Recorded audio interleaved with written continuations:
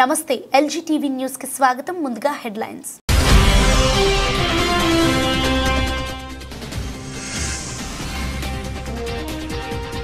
రాష్ట్రంలో ప్రతి జిల్లా అభివృద్ధి చెందాలి, ముఖ్యమంత్రి చంద్రబాబు ఆకాంక్ష.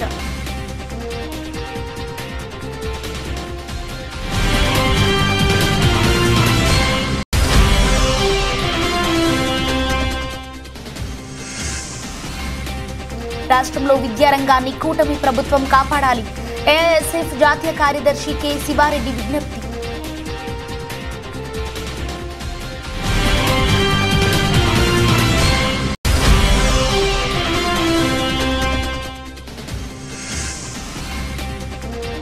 ముస్లింలకు వక్ఫ్ చట్ట సవరణ బిల్లును ఉపసంహరించుకోవాలి, ముస్లిం నేతలు మండిపాటు.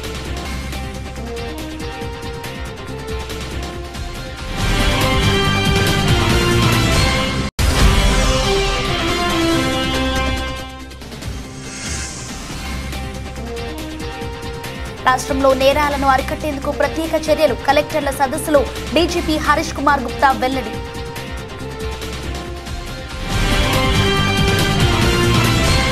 రాష్ట్రంలో ప్రతి జిల్లా అభివృద్ధి చెందాలని ముఖ్యమంత్రి చంద్రబాబు ఆకాంక్షించారు.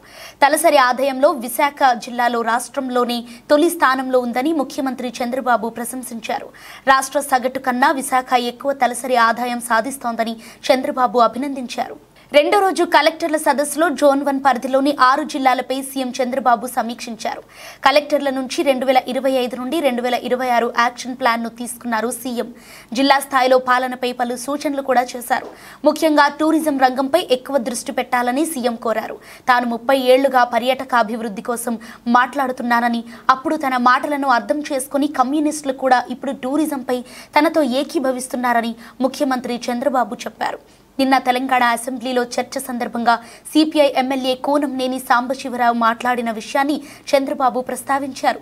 ఉత్తరాంధ్రలో ముఖ్యంగా విశాఖ, అనకాపల్లి, అల్లూరి జిల్లాలో పర్యాటక అభివృద్ధిపై దృష్టి పెట్టాలని సీఎం సూచించారు. So Srikakulam for the year 2024-25, the projected GDP stands at 42,217 crores with a target of 16.28%. We'll be reaching 49,088 crores. The district stands at 1.59 lakhs of per capita income and will be increasing it to 1.85 lakhs next year. When we do a special analysis of this GDP, predominantly 19 mandals are agriculture, 2 mandals are industrial and 9 mandals are service sector oriented, and that's why it is very imperative to focus on agriculture sector, sir. Going sector wise, agriculture and allied sector, so we are expecting and targeting 10,000 hectares of area expansion in maize and pulses. For early detection of pests, we are targeting NPSS and APSS, and 26,000 farmers would be targeted, sir. Particularly drone spraying is being targeted. 3,100 groups, the groups of farmers which are having the farms which are adjacent to each other, particularly 5 acres to 20 acres have been formed. This was because the drone operators were not willing to take up drone spraying in a small patch of land. Sir, namaskaram sir, Collector Vijayanaran sir. District action plan sir, next year sir. Regarding agriculture సంబంధించి sir, ఇప్పుడు already మేము agriculture crop సంబంధించి 1,59,00,000 ఇప్పుడు మేము already present crop area ఉంది sir మాది. Next financial year sir మేము ఒక 10,000 హెక్టార్స్ మేము అగ్రికల్చర్ ఏరియా ఎక్స్పాండ్ చేద్దాం అనుకుంటున్నాం సార్. దానివల్ల నియర్లీ 1 lakh మెట్రిక్ టన్నులు ఎడిషనల్గా ప్రొడక్షన్ అవడానికి అవకాశం ఉంటుంది సార్. అలాగే సెకండ్ వచ్చేది ఏంటంటే ఆ జిల్లా భవిష్యత్తు పైన, అందుకే ఇటు మంత్రులున్నా, అటు ఇన్ఛార్జ్ సెక్రటరీస్ ఉన్నా, అటు జోనల్ ఇన్ఛార్జ్ ఉన్నా, కలెక్టర్స్ ఉన్నా, జిల్లా అడ్మినిస్ట్రేషన్ ఉన్నా, అందరి రోల్ ఉంది. ఇక్కడికి వచ్చినప్పుడు బ్రాడ్గా మీరు చూస్తే ఈరోజు రాష్ట్రంలో ఈ సంవత్సరం మన టార్గెట్ పెట్టుకున్నది 3,11,004 రూపాయలు పర్ క్యాపిటా ఇన్కమ్ యావరేజ్. ఈ సంవత్సరం మనం గ్రో అయింది 12.02%. ఇప్పుడు మీరందరూ నాకు అన్ని విషయాలు చెప్పారు, కానీ ఇక్కడ నేను మా ఫైనాన్స్ కూడా ఇవ్వకపోతే, ప్లానింగ్ కూడా ఇవ్వకపోతే నేను ఇప్పుడు రాసుకుంటూ కూర్చున్నాను మొత్తం డేటా అంతా, వచ్చిన డేటా అంతా. శ్రీకాకుళం ఇప్పటికే ఆ జిల్లాల్లో మీరు చూస్తే 6 జిల్లాలు, 6 జిల్లాల్లో highest per capita income Visakhapatnam, second highest per capita income Anakapalli. ఈ ప్రజలకు కూడా వెళ్ళాలి, వాళ్ళలో కూడా స్ఫూర్తి రావాలి, మీలో కూడా చైతన్యం రావాలి. విశాఖపట్నం ఈ సంవత్సరానికి మనం 4,86,235 నుంచి 5,32,893 రూపాయలు పర్ క్యాపిటల్ ఇన్కమ్ పెరుగుతుంది. Highest in the state Visakhapatnam, ఆంధ్రప్రదేశ్లో 5 లక్షల పైన ఉండే మొదటి రాష్ట్రం, మొదటి జిల్లా Visakhapatnam. Congratulations, that district deserves. అయితే దాని తర్వాత మీరు చూస్తే అనకాపల్లి 2,73,026 నుంచి 3,18,821 వస్తుంది. అది సెకండ్ ప్లేస్. మూడో ప్లేస్ వచ్చి అల్లూరి సీతారామరాజు 1,79,391 నుంచి. పాస్టర్ ప్రవీణ్ కుమార్ పడగాల మృతిపై ప్రభుత్వం న్యాయ విచారణ చేపట్టాలని సిఎస్ఐ కృష్ణ గోదావరి అధ్యక్ష ఖండ పీఠాధిపతి రెవరెండ్ డాక్టర్ జార్జి కోర్నెలియస్ ప్రభుత్వాన్ని కోరారు. పాస్టర్ ప్రవీణ్ కుమార్ కుటుంబాన్ని రాష్ట్ర ప్రభుత్వం ఆదుకోవాలని ఆయన విజ్ఞప్తి చేశారు.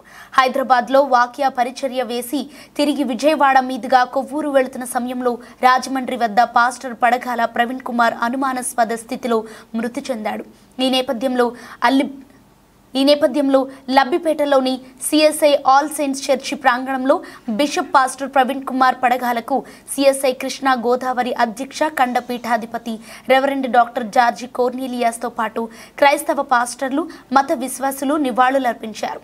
ఈ సందర్భంగా బిషప్ రెవరెండ్ డాక్టర్ జార్జి కోర్నెలియస్ మాట్లాడుతూ క్రైస్తవ ధర్మ పరిరక్షకుడిగా తెలుగు రాష్ట్రాల్లో పాస్టర్ పగడాల ప్రవీణ్ కుమార్ ఎంతో ప్రాచుర్యం పొందారని, ఆయన మరణం తమకు దిగ్భ్రాంతికి గురి చేసిందన్నారు. పాస్టర్ మరణం ప్రమాదవశాత్తు జరిగినది కాదని, దీని వెనుక కుట్ర కోణం ఉందని తెలిపారు. CM Chandrababu DGP pastor Praveen Kumar Pagadala మృతిపై సత్వర న్యాయ విచారణ చేపట్టాలని కోరారు. ఈ ఘటనపై నిజాలు నిగ్గు తేల్చాలన్నారు. దోషులను కఠినంగా శిక్షించాలని సూచించారు. మరి మీడియా మిత్రులందరికీ కూడా తెలియచేయనది ఏమనగా, మరి భారతదేశము సర్వమత సమ్మేళనం అని చెప్పి రాజ్యాంగము తెలియచేయచ్చు ఉన్నది. రాజ్యాంగము ప్రకారముగా సర్వమత సమ్మేళనముగా మరి క్రైస్తవ మతపచార ధర్మాన్ని ప్రచురించడానికి, క్రైస్తవ న్యాయ సూత్రాలను ప్రతి ఒక్కరికి కూడా మర్మాలను కూడా తెలియచేయడానికి హైదరాబాద్ భారతదేశము సర్వమత సమ్మేళనము అని మరి భారతదేశ రాజ్యాంగము తెలియచేయుచున్నది. అందువలన మరి హైదరాబాద్ నుండి ప్రయాణమై విజయవాడ మీదుగా కొవ్వూరు ప్రాంతానికి వెళ్ళుచు ఉన్నటువంటి పగడాల ప్రవీణ్ గారి మరణము పట్ల మరి దక్షిణ ఇండియా రాష్ట్రంలో విద్యారంగాన్ని కూటమి ప్రభుత్వం కాపాడాలని ఏఐఎస్ఎఫ్ జాతీయ కార్యదర్శి కె శివారెడ్డి విజ్ఞప్తి చేశారు. స్వతంత్రంగా యూనివర్సిటీలలో పీజీ సెంటర్లను నిర్వహించుకునేందుకు రాష్ట్ర ప్రభుత్వం అవకాశం కల్పించాలని, మెగా డిఎస్సి నోటిఫికేషన్ విడుదల చేయాలని డిమాండ్ చేస్తున్నామన్నారు. లేని పక్షంలో అఖిల భారత విద్యార్థి సమైక్య దశల వారీ ఉద్యమానికి సన్నద్ధం అవుతుందని, సీఎం క్యాంప్ ఆఫీస్ ముట్టడిస్తామని, అన్ని జిల్లాల్లో లోకేష్ను అడ్డగిస్తామని ప్రభుత్వానికి హెచ్చరికలు చేశారు. బుధవారం దాసరి భవన్ వద్ద ఏఐఎస్ఎఫ్ ఆంధ్రప్రదేశ్ రాష్ట్ర సమితి ఆధ్వర్యంలో జరిగిన విలేకరుల సమావేశంలో శివారెడ్డి మాట్లాడుతూ, టీడీపీ ప్రభుత్వం నిరుద్యోగులకు ఉద్యోగాలిప్పిస్తామని, మెగా డిఎస్సిపై మొదటి సంతకం చేస్తానని వాగ్దానం చేసి అధికారంలోకి వచ్చి 9 నెలలు గడుస్తున్నది తెలిపారు. మెగా డిఎస్సిపై సంతకం పెట్టి విడుదల చేయకపోవడంతో నిరుద్యోగులంతా తీవ్రమైన ఆందోళనకు గురవుతున్నారన్నారు. Senior assistant, school assistant, secondary grade 28,000 పోస్టులు ఖాళీలు ఉండగా కేవలం 16,000 పోస్టులకు మాత్రమే నోటిఫికేషన్ ఇస్తామనటం నిరుద్యోగులను మోసం చేయటం కాదా అని ప్రశ్నించారు. అకాడమిక్ ఇయర్ ఏప్రిల్లో టీచర్లకు నోటిఫికేషన్ ఇస్తే 90 రోజుల పరీక్షకు ప్రిపరేషన్ ఎలా, కౌన్సిలింగ్ ఎలా? 2025-2026 సంవత్సరానికి భర్తీ చేస్తారా, లేక 2026-2027 సంవత్సరానికి భర్తీ చేస్తారా అని ప్రశ్నించారు. విశ్వవిద్యాలయాలపై అసెంబ్లీలో సత్యదూరమైన వ్యాఖ్యలు చేస్తున్నారని, వీసీల చేత బలవంతంగా రాజీనామాలు చేయిస్తున్నారని మండిపడ్డారు. ఇప్పటికీ పూర్తి స్థాయిలో వీసీల నియామకం చేయకుండా ఇన్ఛార్జీల ద్వారానే పాలన సాగుతుందని పేర్కొన్నారు. నాశనం అయినా కూడా ఆయన ప్రక్షాళన చేయకుండా దాన్ని కాపాడకుండా. ఎలక్ట్రానిక్ మీడియా మిత్రులందరికీ కూడా నమస్కారం. శివారెడ్డి, ఏఐఎస్ఎఫ్ జాతీయ కార్యదర్శి. ఇవాళ ఆంధ్రప్రదేశ్ రాష్ట్ర ప్రభుత్వం టీడీపీకి అధికారంలోకి వచ్చి సుమారుగా 9 నెలలు గడుస్తూ ఉంది. పెద్ద ఎత్తున ఉద్యోగాలకు కల్పిస్తామని చెప్పేసి రాష్ట్రంలో ఉన్నటువంటి నిరుద్యోగులకు అందరికీ కూడా ఉద్యోగ అవకాశాలు కల్పించాలంటే టీడీపీ ప్రభుత్వం, కూటమి ప్రభుత్వం అధికారంలో రావాలని చెప్పేసి లోకేష్ గారు కుప్పం నుంచి మంత్రివర్గంలో ఒక నారాయణ గారు ఉన్నారని చెప్పి ఈరోజు నారాయణ విద్యా సంస్థలు మాత్రం మేము తరగతులు నిర్వహించేదే. అదేవిధంగా 10వ తరగతి విద్యార్థులు సిబిఎస్ఈ సిలబస్లో ఆల్రెడీ ఎగ్జామ్స్ కంప్లీట్ అయిన వాళ్ళకి ఇప్పటికీ వాళ్ళకి ఫలితాలు రాలేదు. కానీ ఫలితాలకు రాకముందుగానే అడ్మిషన్లు పూర్తి చేసుకొని ఈరోజు బ్రిడ్జ్ కౌన్సిల్ పేరుతో లక్షల రూపాయలు ఈరోజు దండుకుంటున్నారు. కానీ చైతన్య కళాశాలపైన మాత్రం ఈరోజు సాఫ్ట్వేర్లు లక్షల రూపాయలు ఫీ రెగ్యులేషన్ కమిటీల కన్నా కూడా మెన్షన్ చేసే కన్నా కూడా ఫీజులు ఎక్కువగా వసూలు చేస్తున్నారని చెప్పి ఈరోజు ఐటీ రైడ్లు చేశారు. అదేవిధంగా మేము అడుగుతున్నాం ఏఐఎస్ఎఫ్గా రాష్ట్రంలో కానీ దేశంలో కానీ ఎక్కడైనా సమానత్వం చూడాలి, కానీ ఏదో ఒక విద్యా సంస్థను టార్గెట్ చేసి చేస్తున్నారు. విద్యార్థుల పక్షాన వారి తల్లిదండ్రుల పక్షాన మేము అడుగుతున్నాం. అదేవిధంగా శ్రీ చైతన్యనే కాదు, వివిధ విద్యా సంస్థల్లో కూడా ఈరోజు నారాయణ విద్యా సంస్థల్లో ఏమి లక్షలాది రూపాయలు దండుకోవట్లేదు, విద్యార్థుల నుంచి రక్తం తాగినట్టుగా తాగుతున్నప్పటికీ. శ్రీరామనవమిని పురస్కరించుకుని ఏప్రిల్ 6న నగరంలో శ్రీరామనవమి శోభాయాత్ర భారీ బైక్ ర్యాలీని నిర్వహిస్తున్నామని శివస్వామి తెలియజేశారు. కావున ఈ కార్యక్రమాన్ని హైందవ సోదరులందరూ జయప్రదం చేయాలని వారు కోరారు. సత్యనారాయణపురం జిఎస్ రాజ్ రోడ్ శ్రీ ఆంజనేయ స్వామి దేవస్థానం నందు శ్రీరామనవమి పురస్కరించుకొని శ్రీరామనవమి శోభాయాత్ర గోడపత్రిక కార్యక్రమం నిర్వహించడం జరిగింది. తొలుత ఆంజనేయ స్వామి దేవస్థానంలో పూజలు నిర్వహించి శివస్వామి నేతృత్వంలో శ్రీరామనవమి శోభాయాత్ర గోడపత్రికను ఆవిష్కరించారు. ఈ సందర్భంగా శివస్వామి మాట్లాడుతూ శ్రీరామనవమి పురస్కరించుకొని గత సంవత్సరం లాగే ఈ సంవత్సరం కూడా శ్రీరామనవమి శోభాయాత్ర పేరిట బైక్ ర్యాలీ నిర్వహిస్తున్నట్లు ఆయన పేర్కొన్నారు. ఏప్రిల్ 6 ఆదివారం సాయంత్రం 4 గంటలకు బీఆర్టీఎస్ రోడ్డు నుంచి ఐబీఎం కాలేజ్ వరకు ఈ బైక్ ర్యాలీ యాత్ర కొనసాగుతోందని తెలియజేశారు. ఈ కార్యక్రమంలో హైందవ సోదరులు పాల్గొని జయప్రదం చేయవలసిందిగా వారు కోరారు. జై శ్రీరామ్. శ్రీరామనవమి సందర్భముగా విజయవాడ మహానగరంలో శ్రీరామ శోభాయాత్ర బైక్ ర్యాలీని క్రిత సంవత్సరం లాగానే ఈ సంవత్సరం కూడా అత్యంత వైభవపేతంగా నిర్వహించడానికి సిద్ధం చేస్తున్నాం. 6వ తారీఖున ఆదివారం సాయంత్రం 4 గంటలకి రామకోటి ఆదిశంకర సర్కిల్ దగ్గర నుంచి ఈ బైక్ ర్యాలీ ప్రారంభమవుతుంది. విజయవాడ పురవీధుల్లో జై శ్రీరామ్ అనే నినాదాలతో జై శ్రీరామ్. శ్రీరామనవమి నాడు BRTS road Sharada college centre నుండి అత్యంత వైభవంగా శ్రీరామ శోభాయాత్ర నిర్వహిస్తున్నాం. ఈ కార్యక్రమంలో వేలాది మంది హిందువులు పాల్గొనవలసిందిగా కోరుతున్నాం. కుటుంబ సమేతంగా ప్రతి సంవత్సరం నిర్వహించే విధంగా ఈ సంవత్సరం కూడా మన శారదా కాలేజ్ సెంటర్లో స్టార్ట్ అయ్యి శివాజీ కేప్ నుంచి శివాలయం వీధి, శివాలయం నుంచి గవర్నమెంట్ ప్రెస్ నుంచి సింగనారు Krishna hotel centre IBM college దగ్గర ఈ శోభాయాత్ర ముగుస్తుంది. జై శ్రీరామ్. అండి హిందూ బంధువులందరికీ ఆహ్వానం పలుకుతున్నాం. ఏదైతే శ్రీరామనవమి రోజున 6/4/2025న ప్రతి ఒక్కరికి మేము మీడియా ముఖంగా అందరికీ బొట్టు పెట్టి ఆహ్వానిస్తున్నాం. ప్రతి హిందువు పాల్గొనాలని చెప్పి అందరినీ ఆహ్వానిస్తున్నాం. ప్రతి హిందువు రావాలి. ప్రతి గడప నుంచి కూడా నేను సైతం హిందూ ధర్మం కోసం అని ప్రతి మాతృమూర్తి బిడ్డను తీసుకొని రావాలని చెప్పి పేరున ఆహ్వానిస్తున్నాం. అందరూ వస్తారని ఆశిస్తూ జై శ్రీరామ్. ప్రతి పేద ఆడబిడ్డకు ఏడాదికి 3 ఉచిత గ్యాస్ సిలిండర్లు ఇస్తామన్న హామీని కూటమి ప్రభుత్వం నిలబెట్టుకుందని దీపం 2 పథకంలో తొలుత ఉచిత గ్యాస్ సిలిండర్ పొందేందుకు ఈ నెలాఖరు వరకే గడువు ఉందని ఆహారం, పౌర సరఫరాల వినియోగదారుల వ్యవహారాల శాఖ మంత్రి నాదెండ్ల మనోహర్ పేర్కొన్నారు.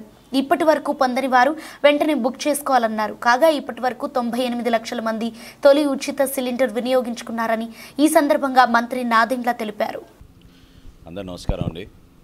కూటమి ప్రభుత్వం ఎన్నికల ముందు ఇచ్చిన సూపర్ 6 హామీలో భాగంగా దీపం 2 పథకం అద్భుతంగా మన గౌరవ ముఖ్యమంత్రి గారు, అదేవిధంగా గౌరవ ఉప ముఖ్యమంత్రి గారి ఆలోచనలతోటి దీపావళి నుంచి రాష్ట్ర ప్రజలందరికీ కూడా మొదటి విడతలో భాగంగా ప్రతి ఒక్క లబ్ధిదారులకి దీపం 2 కింద గ్యాస్ ఉచితంగా అందించడానికి ఒక అద్భుతమైన ప్రయత్నం జరిగింది.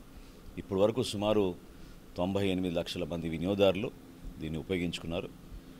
మార్చి 31వ తారీఖు వరకు ఇంకా సమయం ఉంది కాబట్టి దయచేసి మన రాష్ట్రంలో అర్హత ఉన్న లబ్ధిదారులందరూ కూడా ఉచిత గ్యాస్ పథకం దీపం 2 కింద పొందే విధంగా మీరు ఇమీడియట్గా నమోదు చేసుకోవాల్సిన అవకాశం ఉంది. మరి విద్యార్థుల సమస్యలపై నిత్యం పోరాడే ఎస్ఎఫ్ఐ సమాజానికి దోహదపడే కార్యక్రమాలు చేపట్టడం అభినందనీయమని ఎస్ఆర్ఆర్ అండ్ సివిఆర్ డిగ్రీ కళాశాల ప్రిన్సిపల్ డాక్టర్ భాగ్యలక్ష్మి అన్నారు. పాలిటెక్నిక్ ఎంట్రన్స్ పరీక్ష రాయాలనుకునే విద్యార్థుల కోసం ఏర్పాటు చేసిన ఉచిత కోచింగ్ సద్వినియోగం చేసుకోవాలని సూచించారు. 10వ తరగతి పూర్తయి పాలిటెక్నిక్ ఎంట్రన్స్ ఎగ్జామ్ రాయాలి అనుకునే విద్యార్థులకు ఎస్ఎఫ్ఐ ఆధ్వర్యంలో ఉచిత కోచింగ్ కార్యక్రమం ఏప్రిల్ 3వ తేదీ నుంచి ప్రారంభం కానుంది. ఈ నేపథ్యంలో ఎస్ఆర్ఆర్ అండ్ సివిఆర్ కళాశాల ప్రాంగణంలో పోస్టర్ ఆవిష్కరణ జరిగింది. డిగ్రీ కళాశాల ప్రిన్సిపల్ డాక్టర్ భాగ్యలక్ష్మి పోస్టర్లను ఆవిష్కరించారు. అనంతరం మీడియాతో మాట్లాడుతూ ప్రతి ఏటా 10వ పాలిటెక్నిక్ వెళ్లే విద్యార్థుల కోసం ఎస్ఎఫ్ఐ ఉచిత కోచింగ్ నిర్వహించడం అభినందనీయమన్నారు.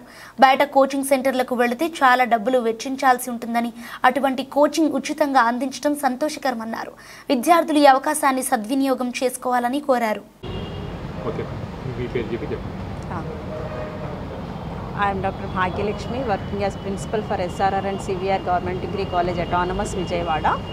ఎస్ఎఫ్ఐ వారి ఆధ్వర్యంలో ఉచిత పాలిటెక్నిక్ ఎంట్రన్స్ అనేటువంటిది ఎస్ఆర్ఆర్ కాలేజ్లో స్టార్ట్ చేయడం జరుగుతూ ఉన్నది. ప్రతి సంవత్సరం కూడా ఎస్ఎఫ్ఐ వాళ్ళు స్టూడెంట్స్ ఇష్యూస్ కోసం ఫైట్ చేస్తారు. అలాగే స్టూడెంట్స్కి మంచి భవిష్యత్తు కావాలి అనే ఉద్దేశంతో 10th పాస్ అయినటువంటి స్టూడెంట్స్ అందరూ కూడా పాలిటెక్నిక్ రాసినట్లయితే, ఆ పాలిటెక్నిక్లో మంచి ర్యాంక్ వచ్చి పాలిటెక్నిక్ సీట్స్ తెచ్చుకున్నట్లయితే వాళ్ళు త్వరగా లైఫ్లో సెటిల్ కావడానికి అవకాశం ఉంటుంది. అలాగే పాలిటెక్నిక్లో 6 months ఇంటర్న్షిప్ చేసే అవకాశం ఉంటుంది. దాంతో వాళ్ళు కంపెనీస్కి వెళ్ళటం జరుగుతుంది. సో ఒకవేళ వాళ్ళ యొక్క పర్ఫార్మెన్స్ బాగున్నట్లయితే అదే కంపెనీస్లో అబ్జార్బ్ అవ్వడం కూడా జరుగుతుంది. ఈవెన్ శ్రీహరి వెంకటేశ్వరరావు, ఎస్ఎఫ్ఐ ఎన్టీఆర్ జిల్లా కార్యదర్శి. ఎస్ఎఫ్ఐ ఆధ్వర్యంలో ఏప్రిల్ 3 నుంచి ఫ్రీ పాలిటెక్నిక్ కోచింగ్ సెంటర్ అనేది ఏర్పాటు చేస్తూ ఉన్నాం. గత 10 సంవత్సరాలుగా మన ఎస్ఆర్ఆర్ అండ్ సివిఆర్ డిగ్రీ కళాశాలలో ఇక్కడ మేనేజ్మెంటు, ప్రిన్సిపల్ గారు కానీ వీళ్ళందరూ కూడా సహకారంతో మనం ఈ కోచింగ్ సెంటర్ అనేది స్టార్ట్ చేస్తూ ఉన్నాం. నిష్ణాతులైనటువంటి ఉపాధ్యాయుల చేత ఇక్కడ క్లాసులు నిర్వహిస్తూ ఉన్నాం. దాదాపు ఈ 27 రోజుల పాటు ఇక్కడే క్లాసులు జరుగుతాయి. వాళ్ళకి మోడల్ ఎగ్జామ్ కూడా ఎట్లా రాయాలి, ఎట్లా ప్రిపేర్ అవ్వాలనే దాని మీద పూర్తి శిక్షణ ఇవ్వడం జరుగుతూ ఉంది. గతంలో కూడా అనేక మందికి మంచి కాలేజెస్. రాష్ట్ర వ్యవసాయ శాఖ మంత్రి అచ్చెన్నాయుడుకు సీఎం చంద్రబాబు జన్మదిన శుభాకాంక్షలు తెలిపారు. అనంతరం ముఖ్యమంత్రి చంద్రబాబు నాయుడు కేక్ కట్ చేసి అచ్చెన్నాయుడుకు తినిపించారు. మంత్రి అచ్చెన్నాయుడుకు సిఎస్కే విజయనందతో పాటు పలువురు మంత్రులు జన్మదిన శుభాకాంక్షలు తెలియజేశారు.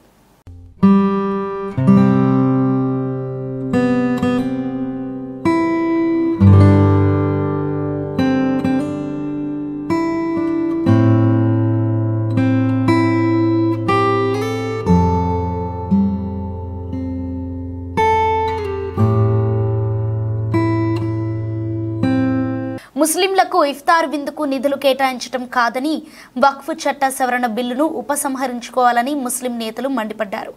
ఈ మేరకు బుధవారం గాంధీనగర్ ప్రెస్ క్లబ్ నందు వివిధ ముస్లిం సంఘాలతో కలిసి వక్ఫ్ ప్రొటెక్షన్ జేఏసీగా ఏర్పడి వక్ఫ్ చట్ట సవరణ బిల్లును వ్యతిరేకిస్తూ రాష్ట్ర స్థాయి రౌండ్ టేబుల్ సమావేశం నిర్వహించారు.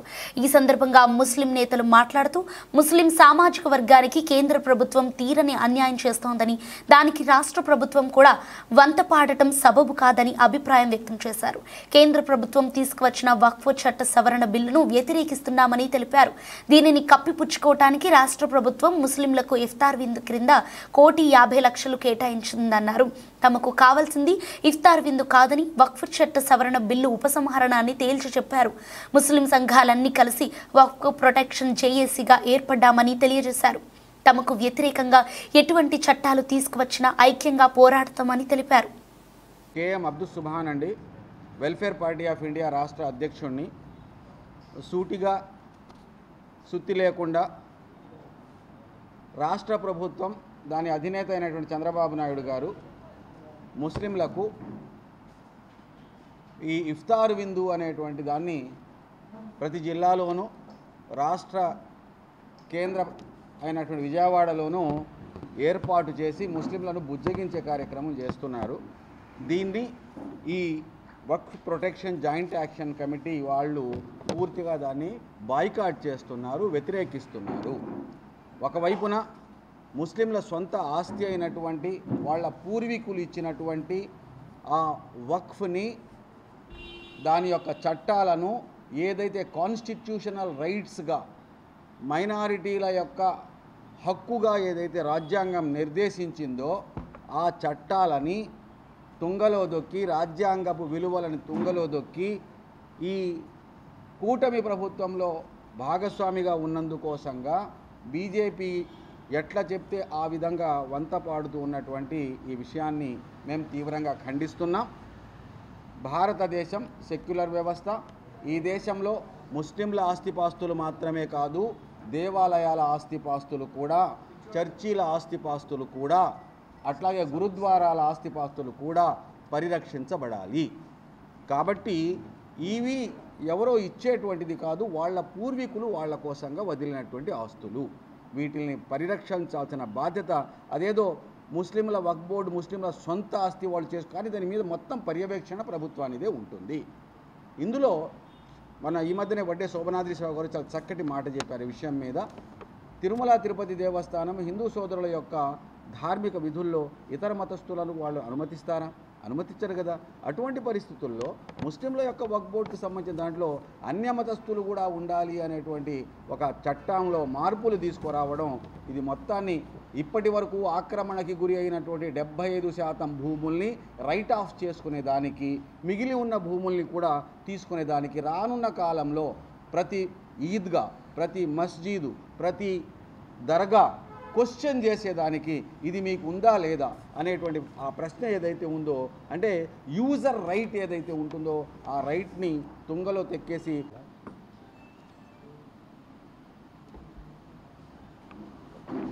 మిత్రులారా, ఈరోజు ఇక్కడ సమావేశం అవడానికి ముఖ్య ఉద్దేశం ఇక్కడ ఉన్నటువంటి ఆంధ్రప్రదేశ్ రాష్ట్రంలో ఉన్నటువంటి వివిధ జమాత్లు, ప్రజా సంఘాలు, సామాజిక సంఘాలు, జమాతే ఇస్లామీ హింద్, అదేవిధంగా వెల్ఫేర్ పార్టీ ఆఫ్ ఇండియా, ఆవాస్ కమిటీ, ముస్లిం ఐక్యవేదిక, ఇలా అనేక సంఘాలందరూ కూడా ఈరోజు ఇక్కడ సమావేశం అయినాయి. వీళ్ళ యొక్క ప్రధాన ఉద్దేశం ఏంటంటే, ఈరోజు ఎన్డీఏ కూటమి ప్రభుత్వం రేపు ఇఫ్తియార్ విందు ఇవ్వడం కోసం 1,50,00,000 రూపాయలు మంజూరు చేసి ఈ రాష్ట్రంలో ఉన్నటువంటి ముస్లిం ప్రజానీకాన్ని మభ్యపెట్టే ప్రయత్నం చేస్తూ ఉంది. దీన్ని మేము తీవ్రంగా ఖండిస్తూ ఉన్నాం. ఒక పక్కనేమో ముస్లింలని ఆర్థికంగా చిట్కేసేటటువంటి వక్ఫ్ చట్ట సవరణలు ఏదైతే ఉన్నాయో వాటి మీద ఒక స్పష్టమైనటువంటి వైఖరి తీసుకోకుండా బీజేపీకి భయపడుతూ, మరో పక్కనేమో మీతో పాటు మేము ఉన్నామని చెప్పి మాట్లాడడం, ఇది చాలా ఆందోళన కలిగిస్తూ ఉంది. కాబట్టి ఈ ఏదైతే ఇఫ్తియార్ విందు ఇస్తున్నారో ఆ ఇఫ్తియార్ విందులు కాదు మాకు కావాల్సింది. మాకు ఏదైతే ఆర్థికంగా, రాజకీయంగా, సామాజికంగా తోడ్పాటు అందించేటటువంటి అంశాలు ఏదైతే ఉన్నాయో వాటి మీద మీ వైఖరి స్పష్టంగా ఉండాలి. ముస్లింల పక్షపాతి అని చెప్పి నారా చంద్రబాబు నాయుడు అంటూ ఉంటారు. ఈరోజు ఆ పరీక్షా సమయం ఆసన్నమైంది.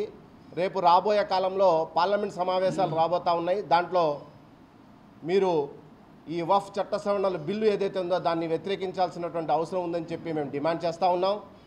అంతేకాదు, మొన్న నితీష్ కుమార్ గారు కూడా ఇట్లాగే విందు ఇస్తే అక్కడ ఉన్నటువంటి సామాజిక సంఘాలు, ముస్లిం సంఘాలన్నీ కూడా దాన్ని బైకాట్ చేయడం జరిగింది.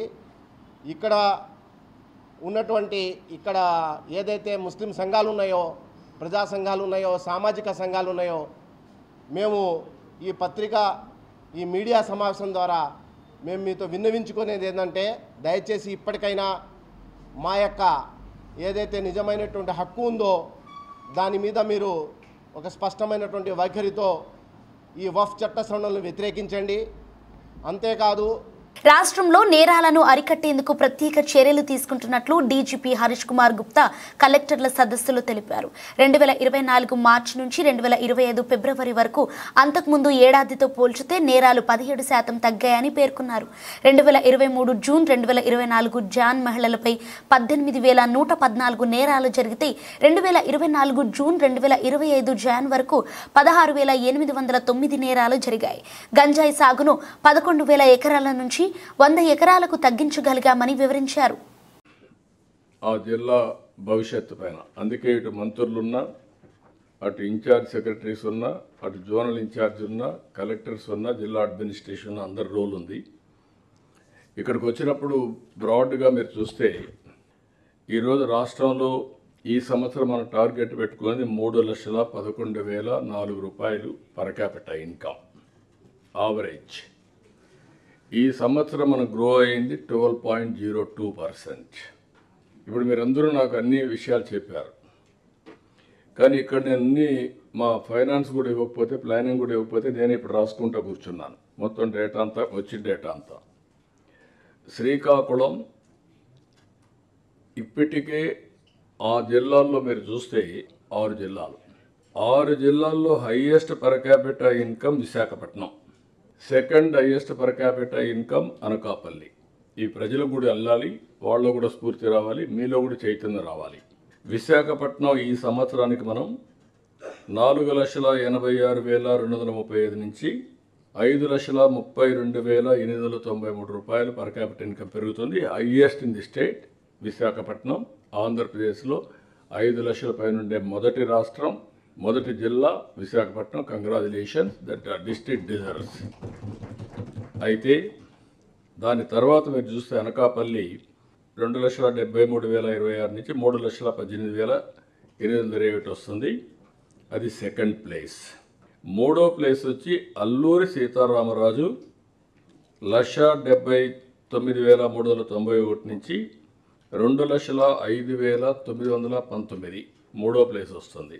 నాలుగో ప్లేస్ విజయనగరం, అంటే ఈ సంవత్సరం నాలుగో place. So Srikakulam for the year 2024-25, the projected GDP stands at 42,217 crores with a target of 16.28%. We'll be reaching 49,088 crores.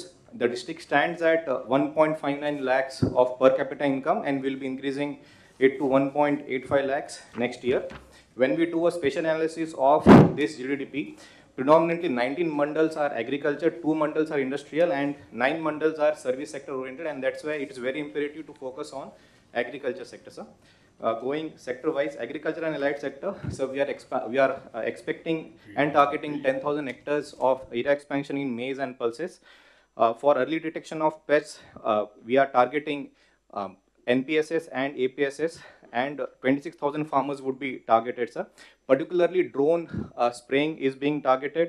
3,100 groups, the groups of farmers which are having the farms which are adjacent to each other, particularly 5 acres to 20 acres have been formed. This was because the drone operators were not willing to take up drone spraying in a small patch of land. Sir నమస్కారం sir, collector Vizianagaram sir. District action plan sir next year sir regarding agriculture సంబంధించి sir ఇప్పుడు already మేము agriculture crop సంబంధించి 1,59,00,000 ఇప్పుడు మేము already present crop area ఉంది sir మాది. Next financial year sir మేము ఒక 10,000 హెక్టార్స్ మేము అగ్రికల్చర్ ఏరియా ఎక్స్పాండ్ చేద్దాం అనుకుంటున్నాం సార్. దానివల్ల నియర్లీ 1 lakh మెట్రిక్ టన్నులు ఎడిషనల్గా ప్రొడక్షన్ రావడానికి అవకాశం ఉంటుంది సార్. అలాగే సెకండ్ వచ్చేది ఏంటంటే ఈ న్యాచురల్ ఫార్మింగ్ అడాప్షన్ అనేది ప్రస్తుతం మాకు 21,000లో మాత్రమే మేము చేస్తున్నాం సార్. ఇంకో 24,000కు మేము ఎక్స్పాండ్ చేద్దామని ఆలోచిస్తున్నాం సార్. దానివల్ల ఎడిషనల్గా నాకు 1,49,000 హెక్టార్స్ మెట్రిక్ టన్స్ ప్రొడక్షన్ నాకు రావడానికి అవకాశం ఉంటుంది sir. Sir పార్థిపురమన్యం is a newly formed district, sir, carved from Vijayanagar and Srikakulam, sir. Sir, our total GDP lo, sir, 50% contribution from agriculture sector, sir, and industry sector is 9% and service sector is 42%, sir. 1/3 of area is hilly terrain, sir, and remaining is plain area, sir. So there is a disparity among the per capita income as well as the socio-economic factors also, sir. And we want to take up the balanced growth in all the regions, sir, in coming 2025-26, sir. And we also strictly following the Padisutralu in our integrating our action plan, sir. Coming to 24-25, sir, our growth rate. వార్తలు ముగించే ముందు మరోసారి headlines.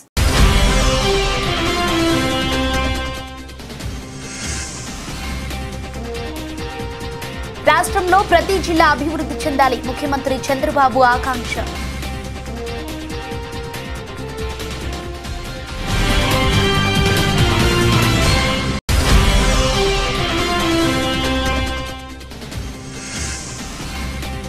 రాష్ట్రంలో విద్యారంగాన్ని కూటమి ప్రభుత్వం కాపాడాలి, AISF జాతీయ కార్యదర్శి కె శివారెడ్డి విజ్ఞప్తి.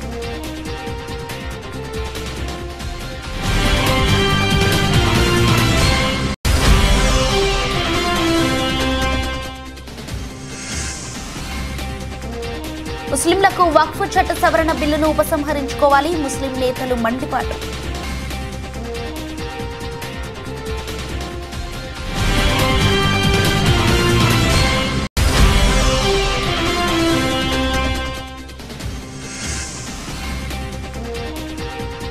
రాష్ట్రంలో నేరాలను అరికట్టేందుకు ప్రత్యేక చర్యలు. కలెక్టర్ల సదస్సులో డీజీపీ హరీష్ కుమార్ గుప్తా వెల్లడి.